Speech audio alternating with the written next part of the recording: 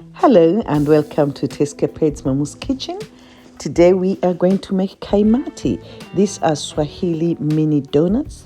They are deep fried and coated with sugar syrup. We'll need 2 cups of flour. We also need yogurt, but today I'm short of yogurt, so I will use powdered milk. This will be a 1/4 cup of powdered milk. We'll also need ghee, 1 tablespoon,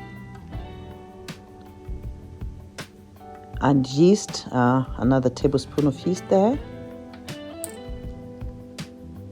I will use some sugar. It's an option. That's a tablespoon as well. It's an option because we'll coat the kaimati with syrup, so it's optional. Then we'll need water. If we had yogurt, we would not have used water, but anyway, in this case we need water. I'm going to use my hands. These are clean hands. I like breaking all the lumps by my hands, and it's very important because we need it to be so smooth with no lumps, and traditionally this is how we do it. You can use your mixer if you want, but we prefer this way. The Swahilis prefer doing it this way, using their hands. So you need to beat it thoroughly, no mercy at all. Beat it properly and cover it. Leave it in a nice warm place to cool for an hour or so for it to rise. In the meantime, we need to make the syrup. For the syrup, we'll need 1 cup of sugar and a cup of water and a teaspoon of cardamom powder. We let it boil and simmer till the syrup is sticky. Keep it in a nice cool place for it to cool down completely. We need it cool. Now let's go back to our dough. You see it's risen really, really well. Okay, I'll give it a little beating. And then I'll show you 3 methods of how we do our dough when dropping the dough into the frying pan.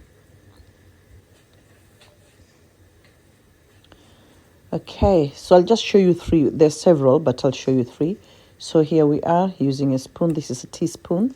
You're going to use that. You dip your spoon into oil, and then you squeeze from bottom up, and then you just scoop with your spoon.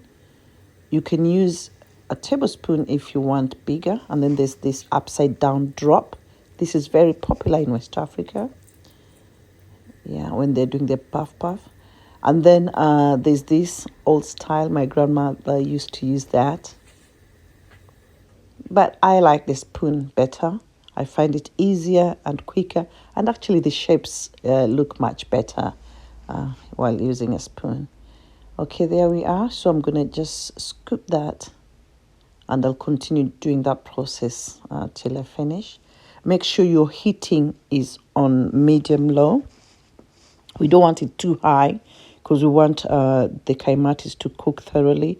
Otherwise, if it's high, you'll see the kaimati browning, and it'll look all right outside, but inside it'll be still gooey.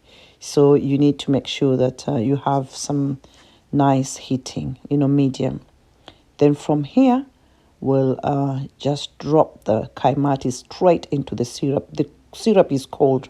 Yeah, so the tip is the syrup should be cold. The sugar syrup should be cold, and the kaimatis must come straight from the frying pan into the syrup, like here. So here's the syrup. I'm trying to coat the kaimatis, and there you are. Look at that. What a beauty. So you can have that with tea, as is there, or you can just have it as a snack on its own.